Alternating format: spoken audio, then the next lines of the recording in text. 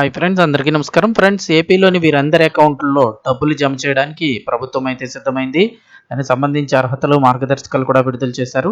Video పూర్తిగా చూడండి. అలాగే తప్పకుండా ఒక లైక్ చేసి ఛానల్ని సబ్స్క్రైబ్ చేసుకోండి. ఇంకా వివరాల్లోకి అయితే వెళ్ళిపోదాము.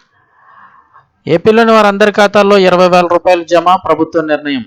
ఆంధ్రప్రదేశ్ ప్రభుత్వం కీలక నిర్ణయం తీసుకుంది. మత్స్యకారులు ఎవరైతే ఉంటారో వారందరి ఖాతాల్లో నిధులు జమ చేసేందుకు తుది కసరత్తు చేస్తోంది కూటమి ప్రభుత్వం. ప్రభుత్వం అధికారంలోకి వచ్చిన తర్వాత మత్స్యకారుల సేవల్లో పథకం పేరుతో ఆర్థిక సాయం అందజేస్తోంది. గత ఏడాది ఈ మేరకు నిధులు విడుదల చేశారు. కాగా ఈ ఏడాదికి సంబంధించి అర్హుల ఖరారు ప్రక్రియపైన మార్గదర్శకాలు జారీ అయ్యాయి. లబ్ధిదారుల ఎంపికపైన కూడా కసరత్తు కొనసాగుతుంది. ఆంధ్రప్రదేశ్ ప్రభుత్వ మార్గదర్శకాల మేరకు అర్హత కలిగిన మత్స్యకారులకు చేప వేట నిషేధం సమయంలో ప్రతి ఏడాది 20,000 రూపాయల ఆర్థిక సాయం అందజేస్తున్నారు. ఈ ఏడాదికి సంబంధించి లబ్ధిదారుల ఎంపికను కూడా మొదలుపెట్టారు. ప్రస్తుతం అర్హులైన వారి వివరాలన్నింటినీ కూడా సేకరిస్తున్నారు. ఈ నెల 17వ తేదీ నుంచి అంటే ఏప్రిల్ 17వ తేదీ నుంచి అర్హుల వివరాలను సేకరించి లబ్ధిదారుల జాబితా సిద్ధం చేయనున్నారు.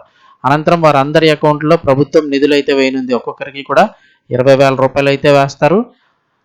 ప్రభుత్వం మత్స్యకారుల చేపల వేటపై నిషేధం విధించింది. ఈ నెల 15వ తేదీ నుంచి ఈ నిషేధం అమల్లోకి రానుందని అయితే తెలిపింది.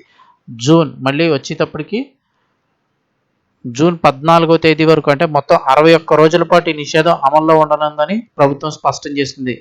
ఈ సమయంలో మత్స్యకారులు చేపల వేటకు వెళితే కఠిన చర్యలు తీసుకుంటారు. ఏప్రిల్ నుంచి 3 నెలల పాటు సముద్రంలో చేపల వృద్ధి జరుగుతుంది. దీనివల్ల ప్రతి ఏడాది కూడా అదే నిర్ణయం తీసుకుంటుంది ప్రభుత్వం. నిబంధనలు ఉల్లంఘించి చేపల వేటకు వెళితే బోటు రిజిస్ట్రేషన్ ఏడాది పాటు రద్దు చేస్తారు. ఇక ఈ విరామ సమయంలో ప్రభుత్వం వారికి ఆర్థిక ఇబ్బందులు లేకుండా ఎవరైతే లబ్ధిదారులు ఉంటారో వారందరికీ కూడా 20,000 రూపాయల ఆర్థిక సాయం అందించనుంది.